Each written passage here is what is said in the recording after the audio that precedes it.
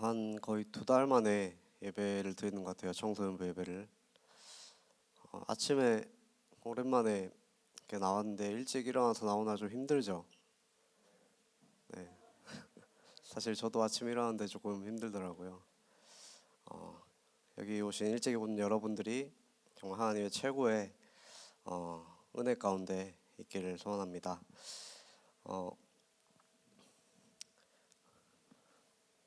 오늘의 제목은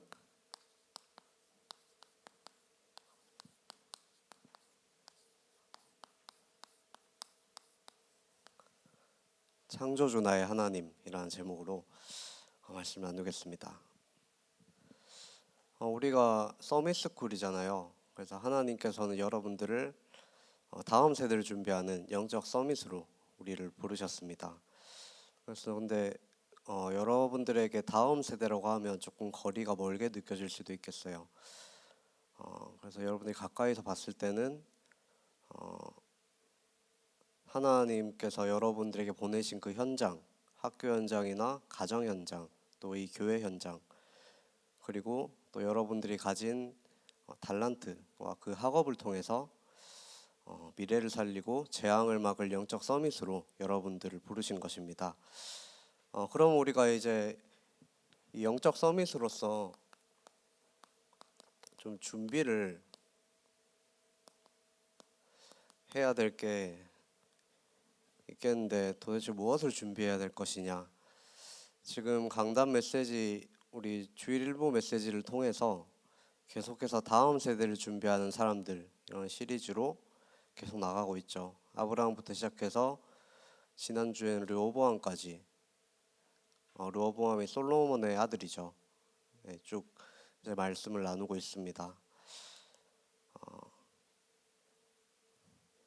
다음 세대를 준비하는 사람들인데 무엇을 준비해야 될 것이냐. 하나님께서 우리에게 주신 언약이 있죠.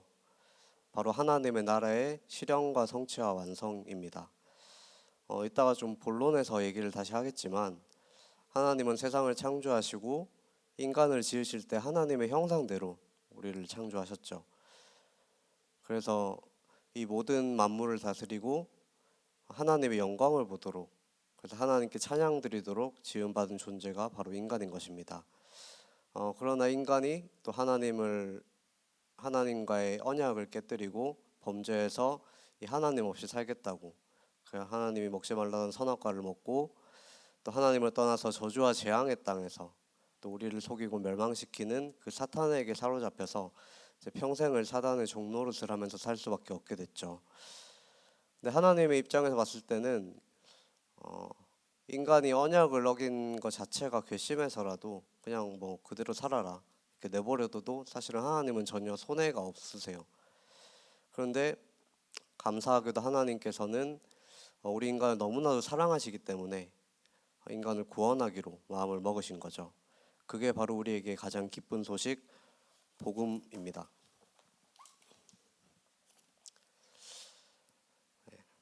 그래서 창세기 3장 15절에 여자의 후손을 약속을 하셨죠. 이걸 보고 우리는 원시복음이라고 얘기를 하죠. 그래서 인류를 우리 죄에서 구원할 메시아 그리스도를 보내시겠다고 약속을 하십니다. 그래서 이 그리스도를 통해서 우리의 죄와 저주에서 해방을 시켜주시고 또 이 죄의 근원인 사탄을 멸하시고 또 우리 죄를 대신 짊어지시면서 다시금 하나님의 자녀로 하나님 나라의 백성으로 삼으시겠다고 약속을 하신 것이죠. 그래서 이 언약을 아브라함을 통해서 이 언약을 실현시키기 위해서 창세기 12장 1절에서 3절에 아브라함을 부르시게 됩니다. 그래서 아브라함을 부르셔서 내가 내게 지시한 땅으로 가라. 내가 내게 큰 민족을 이루게 하겠고 복을 주겠다. 너는 복이 될 것이라. 그래서 땅의 모든 족속이 너로 말미암아 복을 받겠다고 하죠. 이 말은 너의 후손을 통해서 그리스도를 보내시겠다라는 말입니다. 그렇기 때문에 반드시 성취될 나의 약속을 붙잡고 믿고 지금 우상을 섬기고 있는 그 갈대아 우르에서 떠나서 그리스도가 올 그 땅으로 가라 이렇게 말씀하신 거죠. 그리스도의 언약을 붙잡으라는 말입니다. 그 이 언약이 그의 자손인 이삭에게 또 야곱과 요셉에게 전달이 되죠. 그리고 야곱의 12아들 중 유다 지파를 통해서 이 그리스도께서 오실 것을 약속을 하십니다. 그 이 언약이 계속해서 모세에게 또 이어서 여호수아와 갈렙에게 전달이 되죠. 그러다가 이제 사사시대가 오게 됩니다. 이 사사시대 때는 하나님의 언약을 놓치고 각자 자기의 소견대로 옳은 생각대로 행동하고 판단하고 모든 것을 행하는 그런 악한 세대가 온 거죠. 그런데 그런 시대 때 이제 이 다시 언약을 붙잡은 한나를 통해서 이 한나의 아들인 사무엘 선지자가 나오게 됩니다. 그래서 이 사무엘 선지자를 통해서 이 유다의 후손 다윗에게 이 언약이 전달되어지고 이 다윗이 왕으로 세워졌죠. 그 후에 이제 다윗의 아들 솔로몬이 또 왕으로 세워지고 하나님의 언약궤를 모시고 하나님께 예배를 드릴 성전을 완성을 하게 됩니다. 그렇지만 정작 나중에 이제 자신이 언약을 놓치고 또 이스라엘의 우상 문화들이 들어오게 만들었죠. 그래서 그것을 보고 자랐던 이 솔로몬의 아들 르호보암이 이 언약보다 또 자기 생각이 옳은 대로 또 권력을 앞세워서 폭정을 하려고 하다가 결국에는 이 이스라엘이 두 나라로 쪼개지는 그런 일이 일어납니다. 그래서 우리가 성경의 역사를 보면 결국 두 가지를 얘기하죠. 이 하나님의 언약을 놓치고 관계가 깨져서 이 저주와 재앙과 멸망 가운데 살아가는 그런 삶과 또 반대로 이때마다 하나님의 언약을 붙잡은 자들이 하나님께 주신 복을 누리고 또 어떤 상황 가운데서도 언약을 놓치지 않고 이 복음을 전달하는 삶을 살아가는 것입니다. 그래서 하나님의 언약을 놓쳤을 때는 어김없이 그 땅에는 재앙이 임했고 그때마다 이 언약을 붙잡은 한 사람을 통해서 또 한 팀을 통해서 한 교회를 통해서 그들을 축복하시고 계속해서 하나님의 언약이 이어지도록 하신 것이죠. 그게 바로 성경의 역사고 또 교회사고 이 세상의 역사인 것입니다. 그래서 지금도 마찬가지죠. 과학은 계속해서 발전해 가고 있고 세상은 점점 좋아지고 있는 것 같은데 그래서 몸은 좀 편해지는 것 같은데 정작 우리가 행복하다라고 물어볼 때 행복하냐고 물어볼 때 정작 행복이 없어 보이는 사람이 너무 많죠. 그래서 어느 정도 우리가 편안하게 살아가는 거는 되는 것 같은데 마음이 평안한 삶을 살기는 참 힘든 것 같습니다. 그리고 또 옛날에 병이라고 하면 뭐 암이라든지 뭐 각종 희귀병 때문에 재앙을 맞았다면 지금은 이제 충분히 그 병들을 고칠 수 있는 의학이 발달이 돼 있어도 또 새로운 바이러스로 인해서 그 또 치료를 하지 못하는 바이러스들이 계속 생각나고 있죠. 지금도 마찬가지로 코로나 때문에 지금 많은 사람들이 두려움에 떨고 있습니다. 근데 그것보다 더 무서운 병은 마음의 병이죠.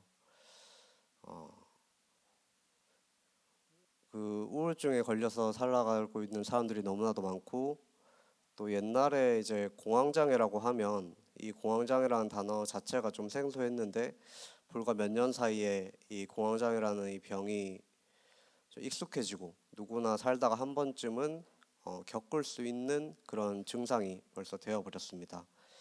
그래서 이런 시대에 하나님께서 여러분들을 이 하나님을 모르고 방황하면서 온갖 질병과 마음의 병과 정신의 병과 또 영적인 문제들을 시달려서 죽어가고 있는 이 사람들을 복음으로 살리기 위한 영적 서밋으로 여러분들을 부르셨다는 것이죠. 그래서 영적 서밋은 어떤 사람입니까? 우리가 잘못하면 착각할 수가 있을 것 같아요. 우리가 교회에 매주 나오고 또 기도적 꼬박꼬박 하고 또 매일 미션을 해서 올리고 내가 이 정도 되면은 내가 영적 서밋이겠구나 그렇게 생각할 수도 있겠죠.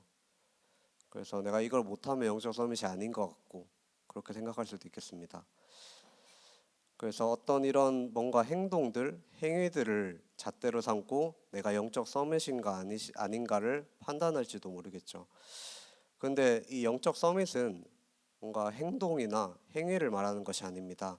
이 서밋의 기준은 영적 서밋의 기준은 나에게 있는 것이 아니라 하나님께 있는 거죠. 그래서 창세기 39장 2절에 요셉 이 요셉이 여호와께서 요셉과 함께 하심으로 그가 형통한 자가 됐다고 했습니다. 그리고 창세기 41장 38절에도 마찬가지로 이 바로 왕이 요셉을 보고는 하나님의 영에 감동된 사람을 이만큼 하나님의 영에 감동된 사람을 본 적이 없다고 말을 하죠. 그리고 사무엘상 3장 19절에 여호와께서 이 사무엘과 함께 계셔서 그의 말이 하나도 땅에 떨어지지 않게 하셨다고 했습니다. 다윗도 시편 23편 1절에 여호와는 나의 목자시니 내게 부족함이 없다고 했죠. 이 초대교회도 마찬가지로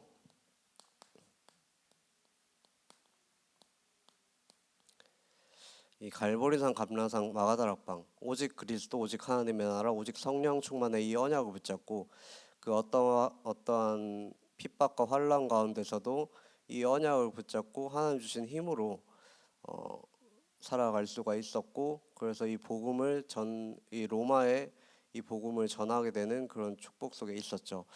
그리고 또 바울도 마찬가지로 빌립보서 4장 13절에 내게 능력 주시는 자 안에서 내가 모든 것을 할 수가 있다고 했습니다. 이게 바로 영적 서밋이죠. 하나님이 부르신 자, 또 하나님이 함께 하시는 자, 그래서 부르심의 뜻을 아는 자, 그래서 우리가 하나님의 함께함으로 만족하고 하나님의 은혜로 부름받은 그 사람이 바로 영적 서밋인 것입니다. 그래서 우리가 노력으로 되는 게 아니죠. 하나님이 함께 하시면 형통한 자가 될 수 있다는 겁니다. 그래서 우리가 부족하고 연약할수록 더 좋죠. 왜냐하면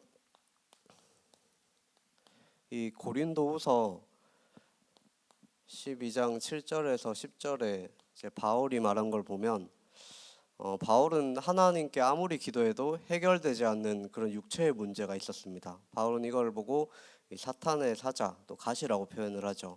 이 해결되지 않는 문제를 두고 너무 나를 자만하지 않게 하시려고 하나님이 나에게 사탄의 사자를 줬다고 했습니다. 그래서 이걸 통해서 내가 너무 자만하지 않고 또 나의 능력이 약한 데서 온전해지고, 그걸 통해서 나의 약한 것들을 오히려 자랑하고 그리스도의 능력이 내게 머물게 하려 함이라고 했죠. 그래서 우리에게 있는 뭔가 연약함, 이런 것들은 우리가 자만하지 않고 하나님을 바라보게 되는, 그 바라볼 수밖에 없게 되는 그런 발판이 되는 것이고, 그래서 또 우리의 약함을 통해서 하나님의 능력이 나타나는 기회가 되는 것입니다.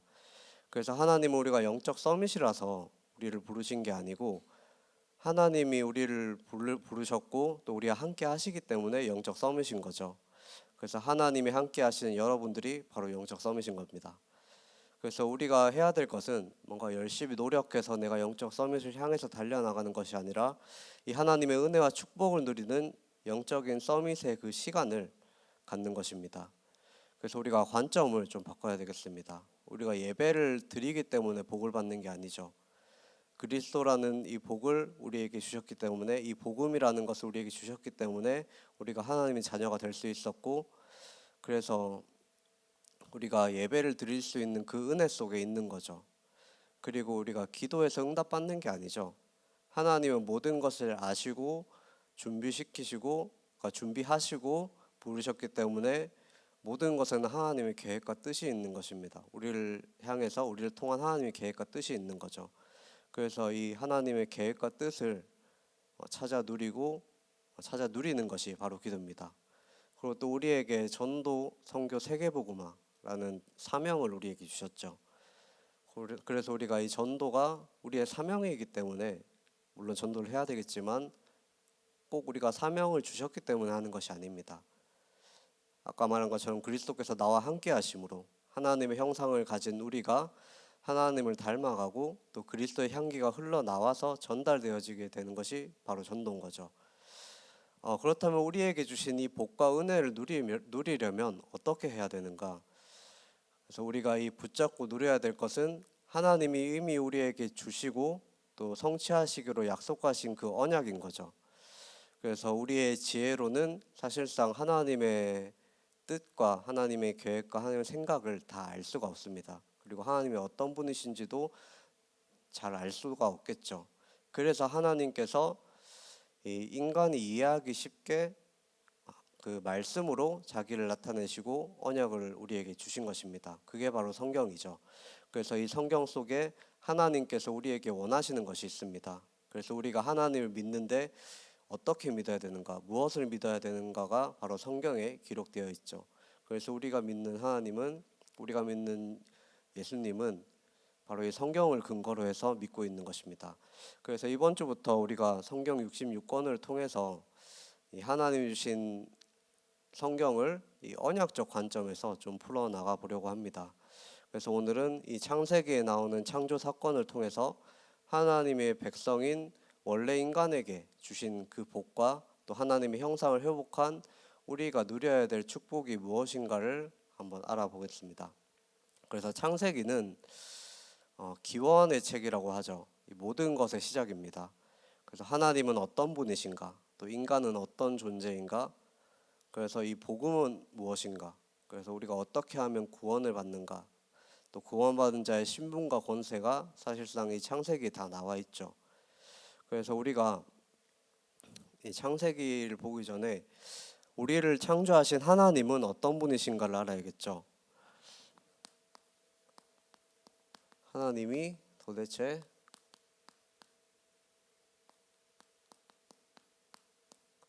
어떤 분이신가?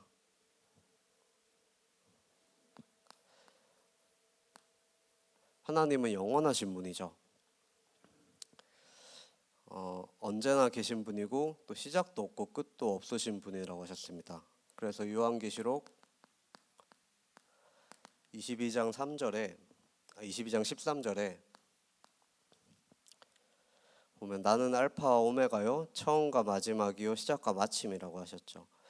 그리고 또 여호와 하나님은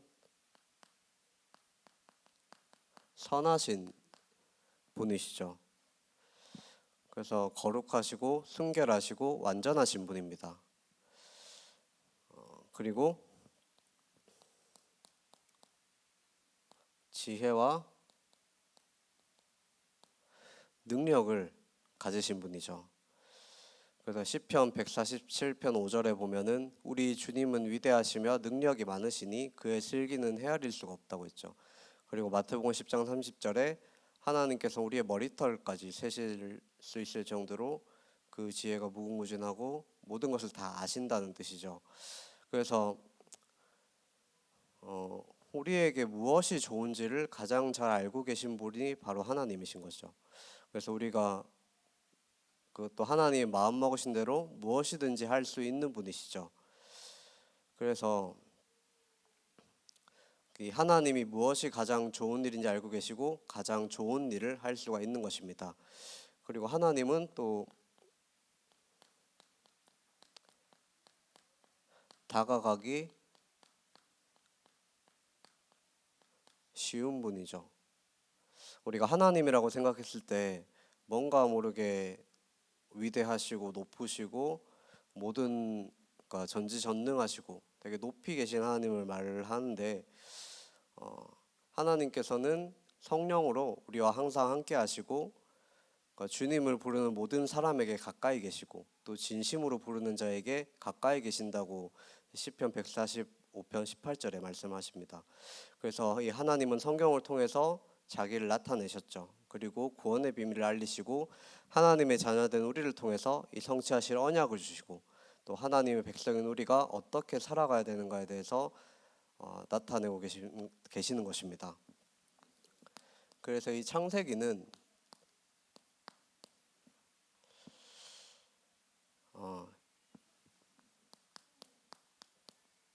시작의 책이라고 할 수가 있죠.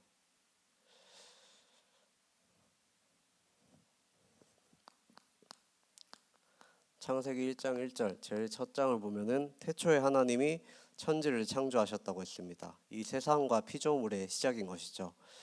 그래서 그리고 또 둘째 날부터 첫째 날에는 하나님이 빛을 만드시고 이제 빛과 어둠을 이제 갈라 놓으셨죠. 그리고 둘째 날부터 셋째 날에는 이 하늘과 땅, 또 육지와 바다를 갈라 놓으시고 또 육지의 꽃과 나무들을 만드셨습니다. 그리고 넷째 날에서 다섯째 날부터는 이제 하늘과 땅과 바다의 각종 동물들, 또 물고기들, 또 날아가는 새들을 하나님이 창조를 하시고, 또 우주에는 해와 달과 별들을 지으셨죠. 그래서 하나님은 이것을 지으실 때 이 모든 것을 하나님의 말씀으로 만드시고 이루셨습니다. 그리고 하나님이 만드신 게 또 있죠. 하나님의 형상대로 형상을 닮은 인간을 창조를 했습니다. 그래서 이 땅의 모든 만물들은 하나님께서 말씀으로 지으시고는 하나님의 형상을 닮은 사람을 창조하실 때는 직접 흙으로 손으로 빚으시고 그 코에 생기를 불어 넣으셨죠. 그래서 창세기의 창조를 보면 창세기 1장의 창조의 말씀이 나오고 사실 2장에도 한 번 더 이 창조의 말씀이 나오게 됩니다. 그래서 창세기 2장의 창조에서는 앞부분에 말한 건 다 건너뛰고 사람을 지으신 것을 다시 한번 세세하게 말을 하고 있죠. 그래서 창세기 1장에서의 창조는 이 세상을 말씀으로 또 창조하신 하나님이 유일하신 분이고 전능자라는 것을 창세기 1장에서 강조를 하는 것이라면, 창세기 2장에서는 이 여호와 하나님은 언약을 주시고 그 언약을 지키시는 하나님이시라는 것을 강조한 것입니다. 그래서 이 2장의 창조에서는 하나님이 창조하신 인간과 하나님 사이의 그 언약의 포커스에 맞춰져 있죠. 그래서 하나님이 인간을 향해서 이 땅을 창조하신 이유와 목적을 창세기 2장에서 말을 하고 있는 겁니다. 그래서 하나님께서는 인간을 하나님의 대리자로 인간을 창조를 하셨죠.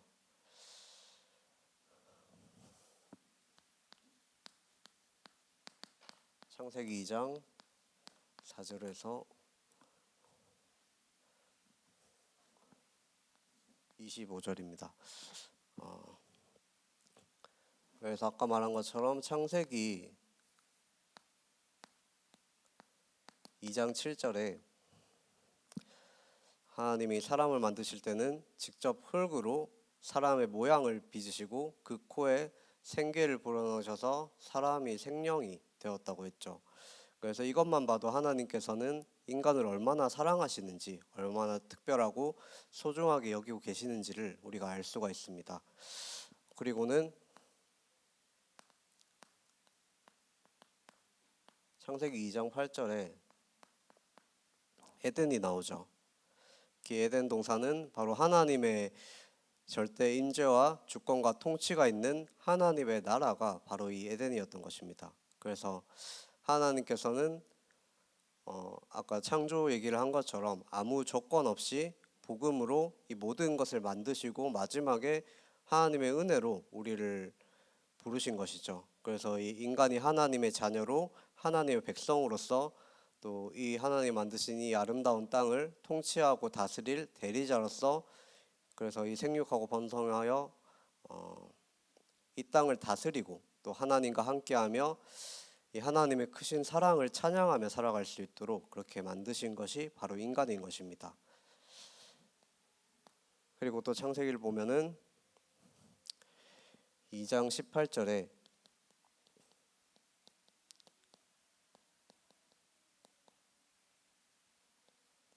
돕는 배필을 우리에게 아담에게 주셨죠. 이걸 이제 가정의 시작이라고 볼 수가 있습니다.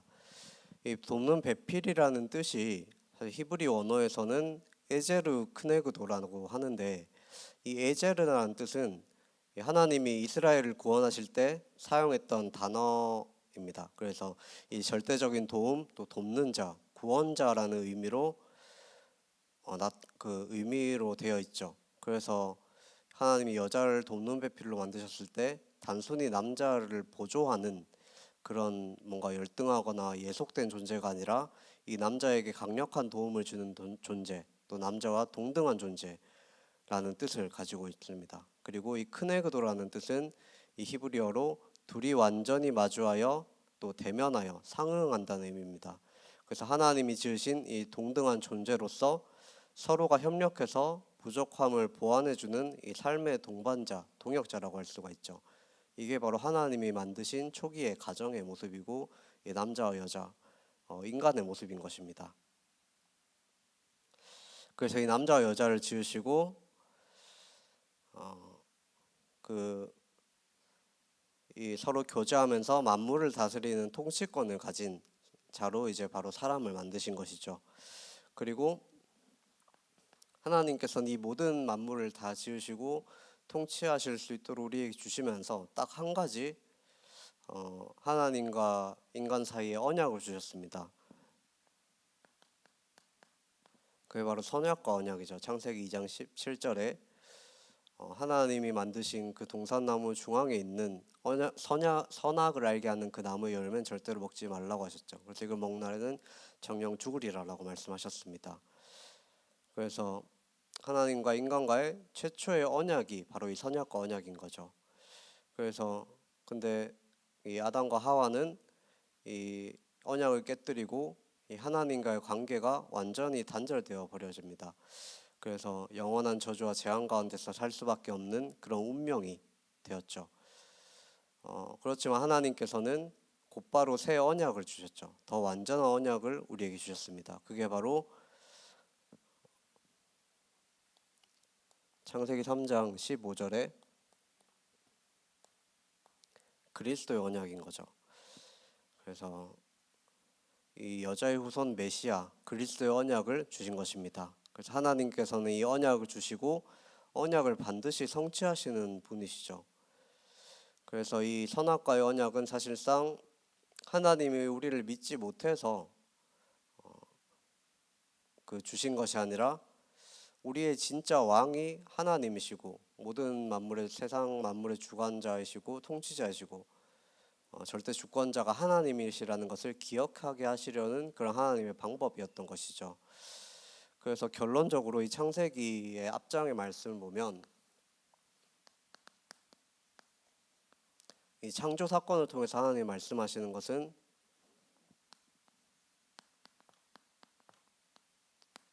하나님의 절대 주권을 얘기하고 있습니다. 이 모든 주권이 하나님께 있고 하나님만이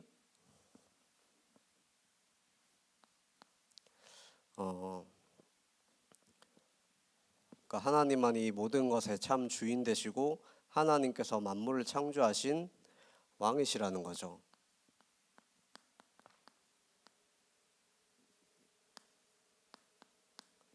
그리고 두 번째로는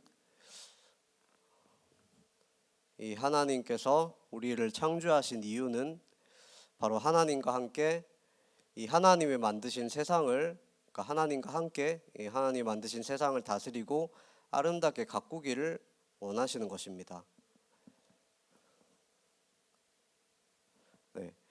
그래서 우리는 이것을 통해서 하나님이 얼마나 멋진 분이신가를 알아가고 그 하나님이 만들어 주신 이 세상을 보면서 이 세상을 열심히가 아니라 아름답게 가꾸어 나가면서 하나님께서 얼마나 크신 분이시고 얼마나 멋지신 분이신가를 알아가게 되는 것이죠. 그래서 여러분들이 이제 공부를 지금 하고 있는데 이 공부를 해야 될 이유도 다시 한번 생각을 좀 해보시기 바랍니다. 우리가 왜 공부하냐 물어보면은 좀 습관적으로 전도와 선교와 세계복음화를 위해서라고 대답을 하죠. 어떻게 보면 이게 어른들이 주입해 놓은 주입식 교육, 진짜 내 비전이 아니라 그냥 주입된 그러니까 습관적으로 나오는 단어, 물론 아닌 랩런트들이 더 많겠지만 습관적으로 나오는 그런 말이 될 수도 있습니다. 그래서 사실상 이게 좀 잘 와닿지가 않을 수가 있겠죠. 이 세계복음화라고 했을 때 오히려 내가 왜 공부하냐? 돈을 많이 벌기 위해서다. 사실 이게 또 현실적으로 느껴지죠. 그래서 우리가 이 창조 사건을 통해서 우리가 하나님이 만드신 이 세상과 하나님의 형상을 가진 존재로서 또 이 세상을 다스리고 서로 화목하게 지내고, 그래서 이 아름답게 지어진 이 세상을 통해서 이 세상의 창조자이신 하나님이 얼마나 대단하시고 멋진 분이신가를 알아간다면, 그리고 그런 분께서 우리를 너무나도 귀하게 여기시고 또 하나님의 자녀로 부르시고 하나님 나라의 백성으로 우리를 부르셔서 하나님 나라의 백성으로 부르셨다는 그 사실을 우리가 생각한다면, 어떻게 보면 우리가 전도를 하지 말라고 해도 이 사실이 너무나 좋아서 전도를 할 수밖에 없게 되겠죠. 그래서 우리가 진짜 문제와 진짜 해답, 이 근본 문제 원죄와 진짜 해답인 그리스도를 알고 있기 때문에 전할 수밖에 없게 되는 것입니다. 그래서 우리가 말하지 않아도 이 사람들이 보고는 이제 사람들 우리의 모습을 봤을 때 쟤는 뭔가 다른 것 같다라고 하면서 물어볼 수도 있겠죠. 그래서 이 오늘 주신 이 말씀을 통해서 이 천지 만물을 지으신 하나님의 위대하심과 또 그런 하나님께서 우리를 하나님의 자녀로 택하신 그 은혜를 한번 생각해 보시고, 또 이 구원의 감사와 감격을 회복하고 또 하나님이 주신 복을 누리는 이 영적 서밋의 타임을 회복하는 우리 큰사랑교회 렘넌트 여러분들이 되시기를 간절히 소원하겠습니다. 우리 찬양 한 장만 하겠습니다. 우리 창조주 나의 하나님 함께 찬양하고 설교를 마치도록 하겠습니다.